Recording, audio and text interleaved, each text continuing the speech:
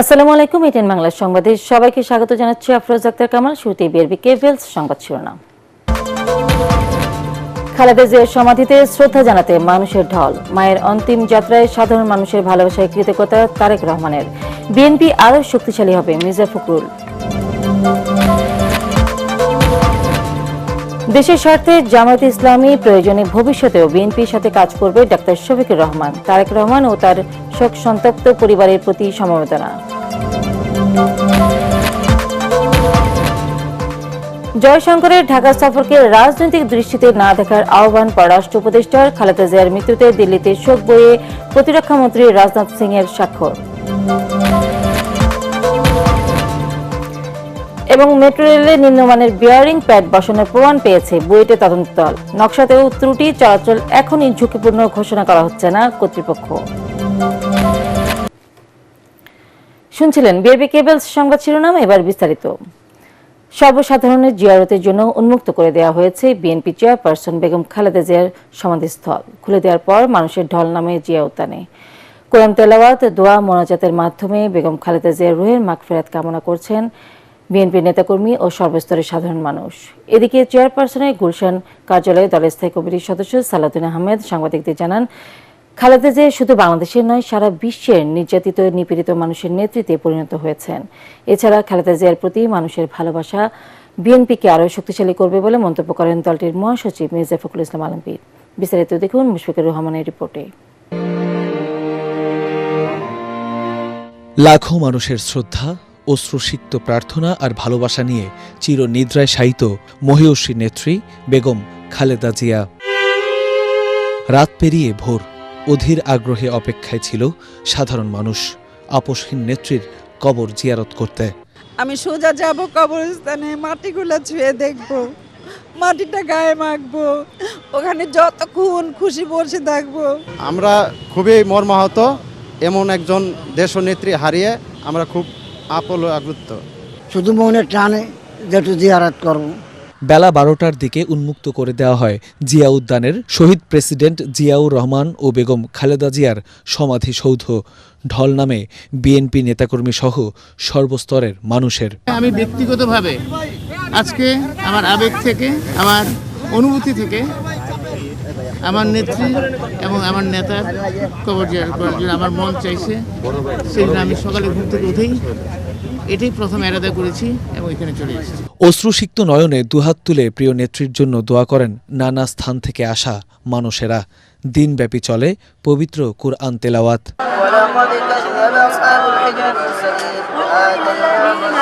আমরা সিলেট মৌলভীবাজার থেকে এসেছি। আমরা নেত্রীর জন্য দোয়া করেছি যাতে আল্লাহ তাআলা ওনাকে ব্যস্ত নসিব করেন। কষ্ট লাগছে এই দুনিয়া ছেড়ে চলে গেলে, এত ই করে, এত হরান পেরাশন হয়ে আইসা, তাও স্বামীর কবরের কাছে আইসা আল্লাহ নিকট নিকল। হ্যাঁ, আমার খুব খারাপ লেগেছিল। আমি নেত্রীর জন্য দোয়া করলাম তিনি যাতে জান্নাতবাসী হোক। তিনি যদি বেঁচে থাকতেন আমাদের দেশে হয়তো অনেক উন্নতি হতো। আজকে জিয়ারতের মধ্যে শুধু মনে হচ্ছিল যে আর কোথায় কেউ থাকলো না। তিনি নিজেও একাধিকবার কারাগারে গিয়েছেন, কিন্তু কখনো তিনি গণতন্ত্র প্রশ্নে, মানবাধিকার প্রশ্নে আপোষ করেননি। এদিকে চেয়ারপারসনের গুলশান কার্যালয়ে বিএনপির স্থায়ী কমিটির সদস্য সালাউদ্দিন আহমেদ সাংবাদিকদের বলেন, বেগম খালেদা জিয়ার চলে যাওয়ার শোককে শক্তিতে পরিণত করে বাংলাদেশের মানুষের গণতান্ত্রিক, বৈষম্যহীন, সমৃদ্ধ বাংলাদেশ প্রতিষ্ঠার স্বপ্নকে পূরণ করতে হবে বিএনপিকে। আমরা তার শোককে, শক্তিকে জাতি বিনির্মাণের জন্য ব্যবহার করতে চাই, নির্বাচনের জন্য নয়। তার মনোনয়নের ক্ষেত্রে যেহেতু তিনি ফিজিক্যালি আর নেই, সেজন্য আইনের ভিত্তিতে তার মনোনয়ন এমনিতেই বাতিল ঘোষণা করা হবে। বেগম জিয়ার অবর্তমানে দলের ভারপ্রাপ্ত চেয়ারম্যান তারেক রহমানের নেতৃত্বে দেশের গণতন্ত্র ও সার্বভৌমত্ব আরও সুদৃঢ় হবে বলে মন্তব্য করেন বিএনপি মহাসচিব মির্জা ফখরুল ইসলাম আলমগীর। ম্যাডামের চলে যাওয়ার মধ্য দিয়ে যে জনগণের যে ভালোবাসা তৈরি হয়েছে, মানুষের মধ্যে ইমোশনস কাজ করছে, সেই ইমোশনসগুলো তো নিঃসন্দেহে বাংলাদেশ জাতীয়তাবাদী দলকে আরও বেশি শক্তিশালী করবে। এদিকে জিয়া উদ্যান ঘিরে নিরাপত্তা নিশ্চিতে শক্ত অবস্থানে রয়েছে আইন শৃঙ্খলা বাহিনী। একজন নেত্রীর চলে যাওয়া, যিনি বলতেন এই দেশের মাটি ও মানুষ ছাড়া তার অন্য কোনো ঠিকানা নেই, সেই দেশের মাটিতেই আজ চিরনিদ্রায় শায়িত বিএনপি চেয়ারপারসন বেগম খালেদা জিয়া। তার সমাধিস্থল ঘিরে আজ হাজারো মানুষের বুক ফাটা আর্তনাদ। অশ্রুসিক্ত নয়নে তার রুহের মাগফিরাত কামনা করে দোয়া করছেন মহান আল্লাহর দরবারে। বলছেন তার এই চলে যাওয়া দেশ ও গণতন্ত্রের জন্য অপূরণীয় ক্ষতি। মুশফিকুর রহমান, এটিএন বাংলা, ঢাকা।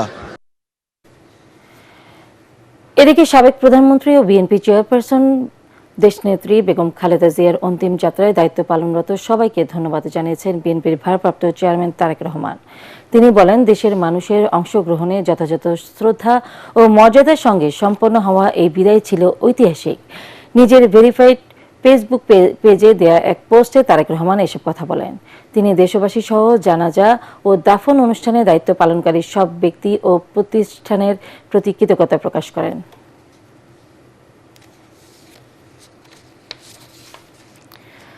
দেশের স্বার্থে অতীতে বিএনপির সাথে এক হয়ে কাজ করেছে জামায়াতে ইসলামী। প্রয়োজনে ভবিষ্যতেও আবারও এক হয়ে কাজ করবে দলটি। রাজধানীর গুলশানে বিএনপি চেয়ারপারসনের কার্যালয়ে ভারপ্রাপ্ত চেয়ারম্যান তারেক রহমান ও তার শোকসন্তপ্ত পরিবারবর্গকে সমবেদনা জানানো শেষে একথা বলেন জামায়াতে ইসলামীর আমির ডাক্তার শফিকুর রহমান। তিনি আরও বলেন, নির্বাচনের পর সরকার গঠনের আগে আবারও বিএনপির সাথে আলোচনায় বসবে জামায়াত। আগামী 12 ফেব্রুয়ারি একটি সুন্দর ও গ্রহণযোগ্য নির্বাচন ও রাজনৈতিক সুন্দর পরিবেশ ফিরিয়ে আনার স্বার্থে মিলেমিশে কাজ করার বিষয়েও আলোচনা হয়েছে। বিএনপির নেতৃবৃন্দও একই বিষয়ে কথা বলেছেন। এ সময় বেগম খালেদা জিয়ার কথা স্মরণ করে বলেন, ইতিহাসের বিরল সম্মান নিয়ে তিনি বিদায় নিয়েছেন। তার মতো জাতির জন্য কাজ করলে এমন সম্মান নিয়ে বিদায় নেওয়া যাবে। তৎকালীন সরকারের সময় তার উপর অমানবিক আচরণ কথাও উল্লেখ করেন তিনি। প্রিয় দেশের স্বার্থে অতীতে আমরা একসাথে কাজ করেছি, আগামীতেও দেশের স্বার্থে ইনশাল্লাহ আমরা একসাথে কাজ করব। তারেক রহমান সাহেব সহ বিএনপির নেতৃবৃন্দ একই আকাঙ্ক্ষা ব্যক্ত করেছে, আমরাও একই আকাঙ্ক্ষা ব্যক্ত করেছি। এমনকি আমরা এটাও বলেছি যে 5টা বৎসরের জন্য জাতির স্থিতিশীলতার স্বার্থে একটা সুন্দর পরিবেশ ফিরিয়ে আনার স্বার্থে আমরা সবাই মিলেমিশে ভালো কোনো চিন্তা করতে পারি কিনা সেইটাও আমাদের চিন্তা করা দরকার। নির্বাচনের পরপরই সরকার গঠনের আগেই আমরা ইনশাল্লাহ বসবো, খোলা মনে কথা বলবো, জাতির জন্য আমরা চিন্তা করব, জাতির জন্য আমরা সিদ্ধান্ত নিব। ভারতের পররাষ্ট্রমন্ত্রী এস জয়শঙ্করের ঢাকা সফরকে দ্বিপাক্ষিক সম্পর্ক ও রাজনৈতিক দৃষ্টিভঙ্গিতে না দেখা উচিত বলে মন্তব্য করেছেন পররাষ্ট্র উপদেষ্টা তৌহিদ হোসেন। পররাষ্ট্র মন্ত্রণালয়ে ব্রিফিংয়ে তিনি বলেন, কেবল বেগম জিয়ার শেষ বিদায় অনুষ্ঠানে অংশ নিতেই ঢাকা এসেছিলেন জয়শঙ্কর। এদিকে বাংলাদেশ ভারত সম্পর্ক জোরদারে বেগম খালেদা জিয়ার অবদান চিরস্মরণীয় হয়ে থাকবে বলে অভিব্যক্তি প্রকাশ করেছেন ভারতের প্রতিরক্ষামন্ত্রী রাজনাথ সিং। এনাদুল্লাহ বাবু report. BNP chairperson Begum Khaleda জিয়ার শেষ বিদায় অনুষ্ঠানে বিভিন্ন দেশের মেহমানরা আসেন ঢাকায়। এর মধ্যে লক্ষণীয় ছিল ভারতের পররাষ্ট্রমন্ত্রী সুব্রামানিয়াম জয়শঙ্করের সংক্ষিপ্ত সফর। এমন সময় তিনি ঢাকায় আসেন যখন ভারত বাংলাদেশ সম্পর্কে চলছে চরম তিক্ততা।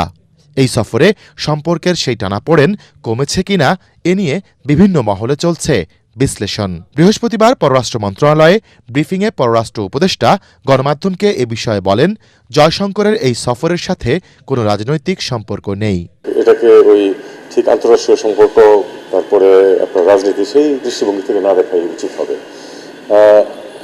বেগম খালেদা জিয়া বাংলাদেশে তো বটেই, আসলে প্রতিবেশী দেশগুলোতে তার এক ধরনের ইমেজ আছে যথেষ্ট পজিটিভ, এবং তিনি যে একটি অবস্থানে নিজেকে নিয়ে যেতে পেরেছিলেন এটা সবাই জানে। দেশের মানুষের মাঝে তার দলমত নির্বিশেষে এক ধরনের গ্রহণযোগ্যতা এবং শ্রদ্ধা সম্মান আছে, এটা অবশ্যই তারাও সবাই রিকগনাইজ করে। দুই দেশের মধ্যে সম্পর্কের টানাপোড়েন কমবে কিনা এমন প্রশ্নের উত্তরে তিনি বলেন, এর উত্তর খুঁজতে হবে ভবিষ্যতে। এটার উত্তর আপনাদেরকে আগামীতে খুঁজতে হবে, আগামী দিনগুলিতে আপনারা দেখবেন যে কিরকম। তার সাথে আমার যেটুকু কথাবার্তা হয়েছিল সেটাতে আসলে রাজনীতি ছিল না, একেবারে নিতান্ত এই অকেশন উপলক্ষে এবং অন্য সবার সামনেই, কাজে এখানে দ্বিপাক্ষিক বিষয় কোনো কিছু নিয়ে আমরা কথাবার্তা বলি। এদিকে 3বারের সাবেক প্রধানমন্ত্রী ও বিএনপি চেয়ারপারসন বেগম খালেদা জিয়ার মৃত্যুতে দিল্লিতে বাংলাদেশ হাইকমিশনে খোলা শোক বইয়ে স্বাক্ষর করেন ভারতের প্রতিরক্ষামন্ত্রী রাজনাথ সিং। শোক জানাতে তিনি বাংলাদেশ হাউসে এলে হাইকমিশনার এম রিয়াজ হামিদুল্লাহ তাকে অভ্যর্থনা জানান। শোকবার্তায় রাজনাথ সিং লেখেন, বাংলাদেশের সাবেক প্রধানমন্ত্রী বেগম খালেদা জিয়ার মৃত্যুতে ভারত সরকার ও জনগণ দুঃখী, সমব্যথী। দুই দেশের সম্পর্ক সুদৃঢ় করতে বেগম খালেদা জিয়ার অবদান চিরস্মরণীয় হয়ে থাকবে বলেও শোক বইয়ে উল্লেখ করেন রাজনাথ সিং। ইমদাদুল্লাহ বাবু, ATN বাংলা, ঢাকা। আসন্ন ত্রয়োদশ জাতীয় সংসদ নির্বাচন সফলভাবে পরিচালনার লক্ষ্যে কেন্দ্রীয় নির্বাচন পরিচালনা কমিটি গঠন করেছে বিএনপি।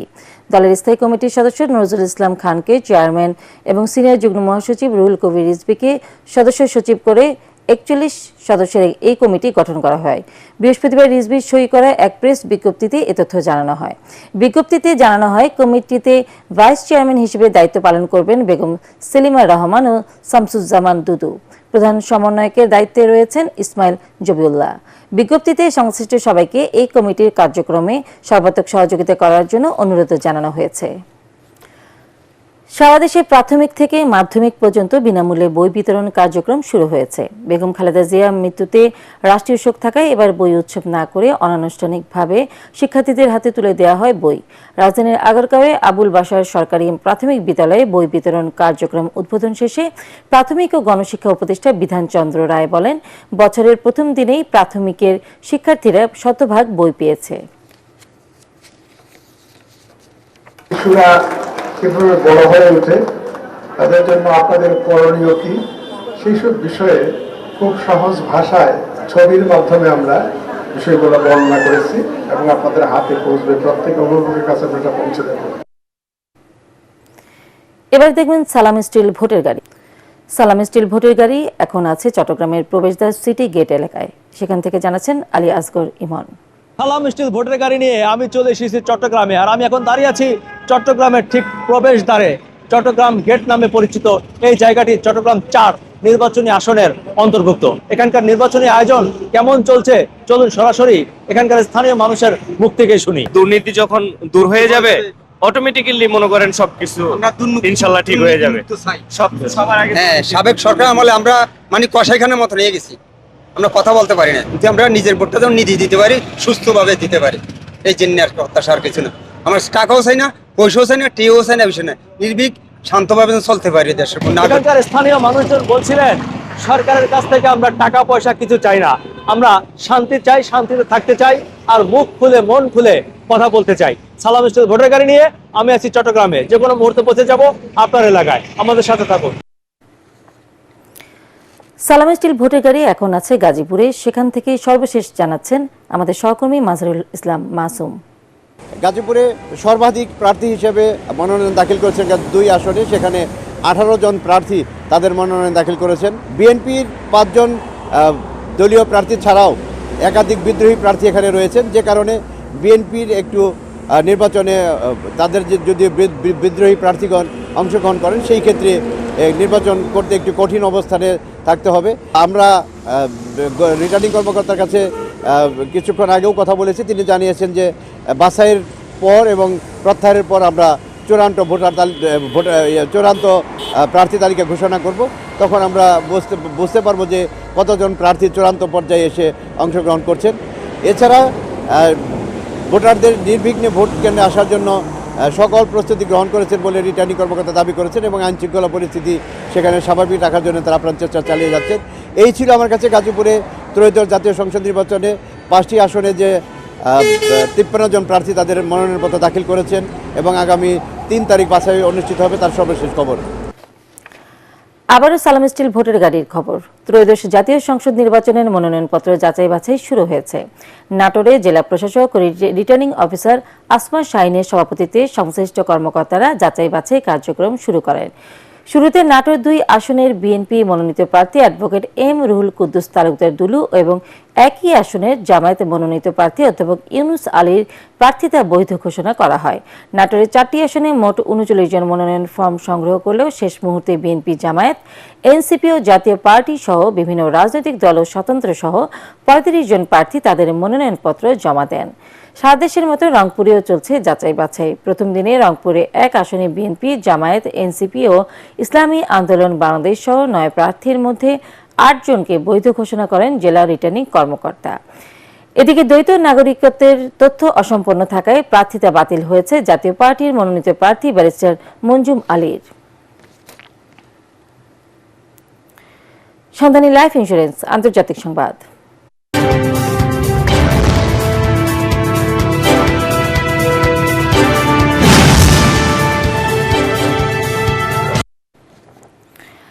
সুইজারল্যান্ডের দক্ষিণ পশ্চিমাঞ্চলের একটি বিলাসবহুল স্কি রিসোর্টে ভয়াবহ বিস্ফোরণে অন্তত 40 জন নিহত হয়েছেন।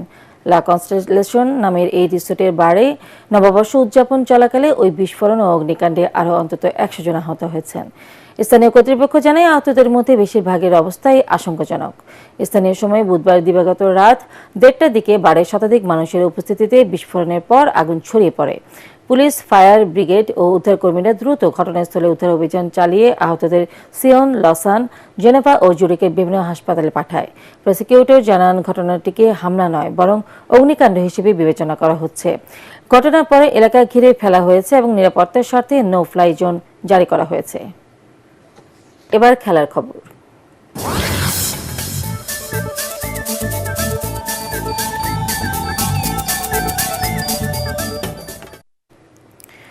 সুপার ওভারে রংপুর রাইডার্সকে হারিয়ে বিপিএল এর ম্যাচে জয় পেল রাজশাহী ওয়ারিয়র্স। এর আগে 160 রানে জয়ের টার্গেটে নেমে শেষ ওভারে রংপুরের দরকার ছিল 7 রান। শেষ বলে প্রয়োজন 1 রান, কিন্তু মাহমুদের রান আউট হলে জেতা হয়নি তাদের। খেলা করে সুপার ওভারে কাইল মায়ার্স, তাহিদ হৃদয় ও খুশদিল শাহ 6 রানের বেশি পুঁজি এনে দিতে পারেননি রংপুরকে। জবাবে তানজিদ হাসান তামিম মুস্তাফিজের করা 3 বলে 10 রান নিয়ে রাজশাহীকে জয় পাইয়ে দেন। খুশদিল শাহ ব্যাট করার প্রয়োজন হয়নি। এর আগে সিলেট আন্তর্জাতিক স্টেডিয়ামে প্রথম ব্যাট করে 8 উইকেটে 159 রান তুলেছিল রাজশাহী। জবাবে 6 উইকেটে 159 রানে থামে রংপুরের ইনিংস। শেষ করার আগে বিআরবি কেবলস সংবাদ শিরোনাম আরো একবার। খালেদা জিয়ার সমাধিতে শ্রদ্ধা জানাতে মানুষের ঢল। মায়ের অন্তিম যাত্রায় সাধারণ মানুষের ভালোবাসায় কৃতজ্ঞতা তারেক রহমানের। বিএনপি আরো শক্তিশালী হবে, মির্জা ফখরুল। দেশের সাথে জামায়াতে ইসলামী প্রয়োজনে ভবিষ্যতেও বিএনপির সাথে কাজ করবে ডাক্তার শফিকুর রহমান। তারেক রহমান ও তার শোক সন্তপ্ত পরিবারের প্রতি সমবেদনা।